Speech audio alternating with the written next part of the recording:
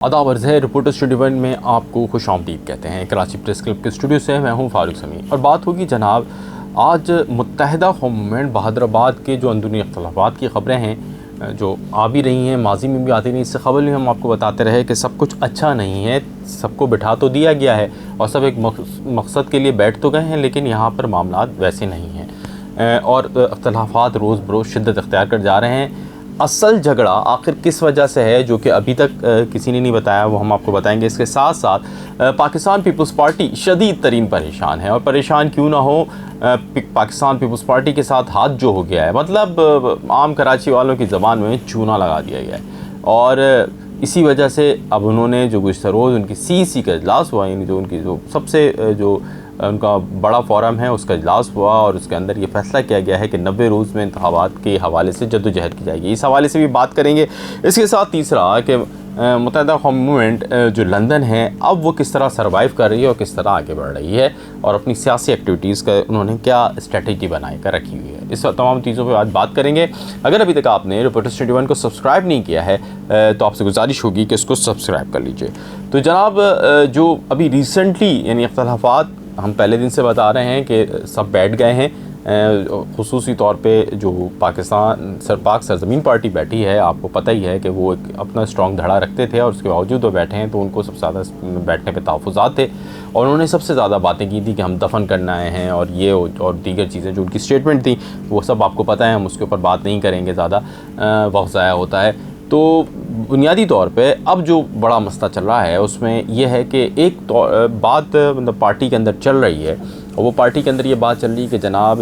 अगर खालिद मकबूल सिद्दीकी कन्वीनरशिप छोड़ते हैं या अगर वो अमेरिका वापस चले जाते हैं तो फिर कौन होगा इन तमाम मामलात को देखने वाला। इस वक्त जो सबसे बड़े जो ज़राए के दावा है कि जो नाम जो सबसे स्ट्रॉन्ग है इन तमाम एक्टिविटीज़ के बाद वो कामरान टेसूरी साहब का है। और कामरान टेसूरी साहब इस वक्त जो वफाक है या वो लोग जो कि कराची के फ़ैसले करते हैं या कराची में फ़ैसला करने में उनकी राय बहुत अहमियत रखती है, वो गवर्नर सिंध के हवाले से भी ये सोच रहे हैं कि वहाँ पर भी कोई दूसरा बंदा लाया जाए जिसके अंदर जो है कराची के ही एक साहब ख़ासे उनका नाम चल रहा है, फे से उनका नाम शुरू होता है। तो जनाब ये सारे उनके जो ये चीज़ें चल रही हैं तो इसमें अगर वो उस ओहदे से यानी इतने बड़े ओहदे से हटते हैं तो फिर उनकी भी नज़रें कन्वीनरशिप पर हैं मुत्तहिदा कौम मूवमेंट बहादुराबाद की और यही वो सबसे बड़ा तनाज़ा है जिसके बाइस सूरत हाल रोज़ बरोज़ कशीदा हो रही है। गुज़श्ता रोज़ डॉक्टर फ़ारूक सत्तार की प्रेस कॉन्फ्रेंस भी नहीं हो सकी थी और आज एक मुश्तरका प्रेस कॉन्फ्रेंस होनी थी जिसके हवाले से गुज़श्ता रोज़ मुत्तहिदा कौम मूवमेंट ने कोशिश की थी कि इस प्रेस कॉन्फ्रेंस के हवाले से उन्होंने ख़बरें चलाई थी कि जनाब ये प्रेस कॉन्फ्रेंस होगी जिसके अंदर जो जितनी भी हमारी बातें चल रही हैं सोशल मीडिया के ऊपर या मेन स्ट्रीम मीडिया में भी आ रही हैं कि MQM के अंदर अख्तलाफात हो गए हैं तो वो सब बैठेंगे और प्रेस कॉन्फ्रेंस करेंगे तो वो अख्तलाफात की जो तमाम जो बात है वो जहाँ की तरह बैठ जाएगी और एक दफ़ा फिर जो है MQM में का जो प्रोसेस है वो जो अख्तलाफात के हवाले से वो उसको दबाने में कामयाब हो जाएंगे। लेकिन ऐसा नहीं हुआ है और वो प्रेस कॉन्फ्रेंस या के बाद दीगरे जो है वो मुलतवी हुई हैं। तो जना हुआ ये क्या कि जब कामरान टेसूरी साहब का जो डोमिनेंट रोल है इस पार्टी के अंदर वो जो है बहुत सारे लोगों को समझ में नहीं आ रहा है। खुसूसी तौर पे पाक सरजमीन पार्टी सैयद मुस्तफ़ा कमाल और अनीस खान खानी साहब को इस हवाले से ख़ासे तहफ़्फ़ुज़ात हैं। पहले तो पूरी पार्टी को अगर मैं बात करूँ आपको कामरान टेसूरी साहब की पार्टी में शामिल होने या उनको गवर्नर बनने से पहले तो पूरी पार्टी को ये तहफ़्फ़ुज़ात थे कि कामरान टेसूरी साहब के ऊपर ही तहफ़्फ़ुज़ात थे और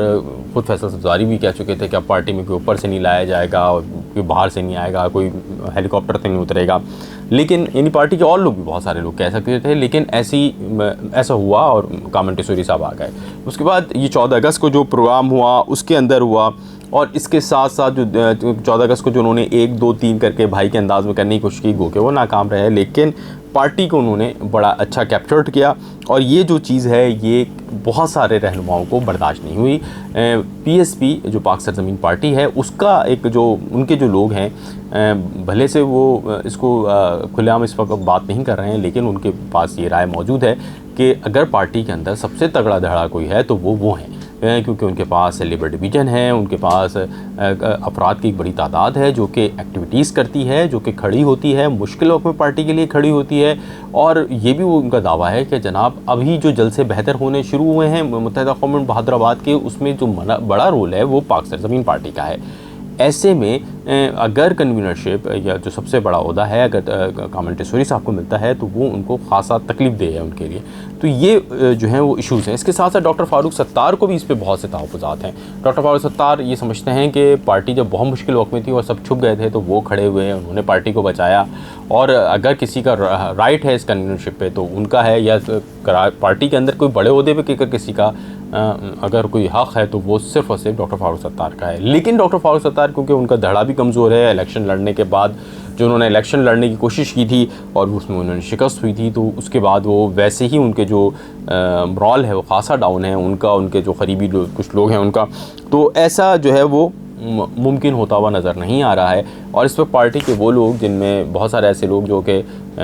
किसी न किसी तरह से हुकूमतों का हिस्सा रहे हैं या किसी न किसी तरह से सेटअप के अंदर शामिल हैं, तो वो इस वक्त खामोशी इख्तियार किए गए हैं और वो ये फ़ैसला करना चाहते हैं कि जो स्ट्रॉन्ग होगा हम उसके साथ जाके खड़े हो जाएंगे। लेकिन जो अगर हम बात करें जो PSP वाले दो धड़े की जो कि मर्ज हुआ था, इनको ख़ासे तहफ़्फ़ुज़ात हैं और यही वो वजह है कि जिसकी वजह से चीज़ें नहीं हो पा रही। इसी तरह वज़ीर-ए-आज़म से जो मुलाकात हुई है उस वज़ीर-ए-आज़म की मुलाकात के हवाले से भी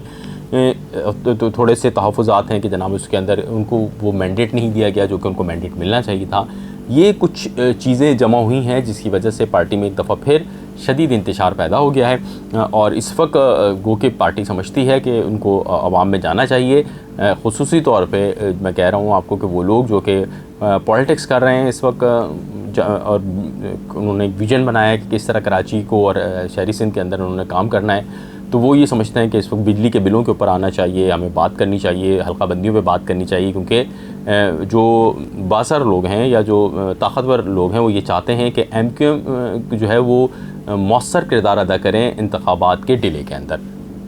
और दूसरी जानिब हम ये देख रहे हैं कि पाकिस्तान पीपल्स पार्टी ख़ासी परेशान है। पाकिस्तान पीपल्स पार्टी ये कोशिश कर रही है कि किसी तरह भी 90 रोज़ के अंदर इंतखाबात हो जाएँ। इसकी बुनियादी वजह मैंने गुज़श्ता दिनों के जो व्लॉग है उसके अंदर भी बताई थी कि पाकिस्तान पीपल्स पार्टी के साथ तो हाथ हो गया है। उनके जो सिंध से ताल्लुक़ रखने वाले, डोमिसाइल से ताल्लुक़ रखने वाले अफराद को हटाया गया है। इसके साथ साथ सिंध पुलिस के अंदर जो पोस्टिंग और ट्रांसफ़र हुए हैं उसने भी उनको ख़ासा परेशान किया है। और ये वो परेशानी की वजह है जिसके बाइस वो चाहते हैं कि जल्द जो है वो इंतखाबात करा दी जाएँ। जो CEC का इजलास हुआ उसके अंदर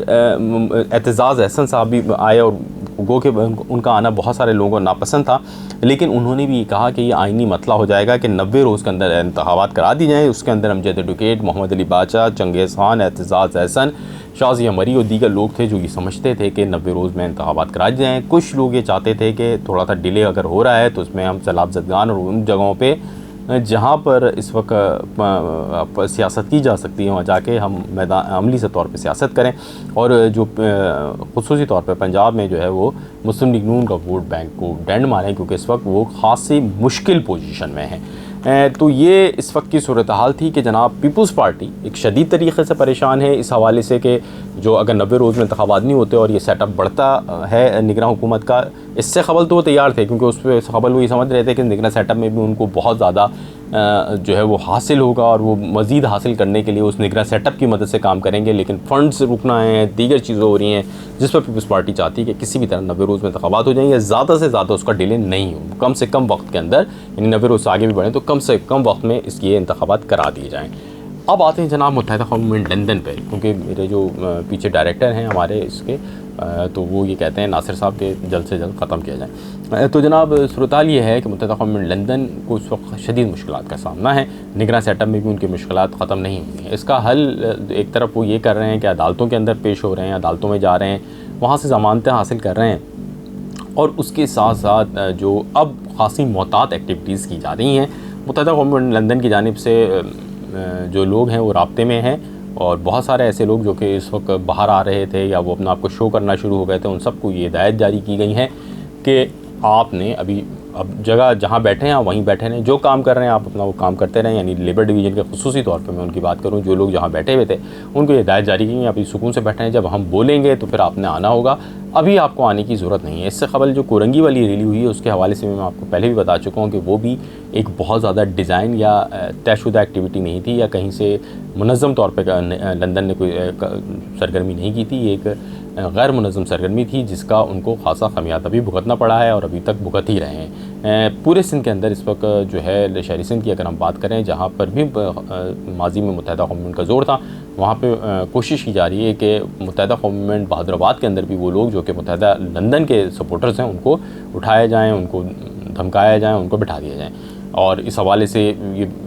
इल्ज़ाम भी आयद हो रहा है कि उसमें मुत्तहिदा कौम मूवमेंट बहादुराबाद इन्वॉल्व है। तो ये इस वक्त शहरी सिंध की अभी ताज़ा तरीन जो सूरत हाल है वो मैंने आपके सामने रखी है कि सिंध के अंदर, और वैसे तो पूरे पाकिस्तान में, पाकिस्तान पीपल्स पार्टी चाहती है कि जल्द अज जल्द इंतखाबात करा दें। मुत्तहिदा कौम मूवमेंट की जो धड़ेबंदी की वजह है वो कन्वीनरशिप है, जो कि उनको लगता है कि किसी वक्त भी या बहुत जल्द जो है वो जो खालिद मकबूल सिद्दीकी हैं वो ये ओहदा छोड़ेंगे, तो उसके बाद इसका ओहदे का पर कौन होगा, ये सबसे बड़े झगड़े की वजह है। और यही वो अंदरूनी इख्तिलाफ़ात हैं जिसके ऊपर एक साथ बैठ नहीं पा रहे हैं और झगड़ा जारी है। इस हवाले से मज़ीद कोई हमारे पास मालूमात होगी तो वो भी आपसे शेयर करेंगे। आप अपने फ़ीडबैक से हमें ज़रूर बताइएगा, और अगर अभी तक आपने हमारे चैनल को सब्सक्राइब नहीं किया है तो अपनी सब्सक्राइब भी कीजिएगा, और हमारी वीडियोस को लाइक और शेयर करने के साथ साथ हमें बताइएगा भी कि आप क्या जानना चाहते हैं और मज़ीद किस हवाले से वीडियोस बनाएं। आपका बहुत शुक्रिया। आदाब अर्ज़ है।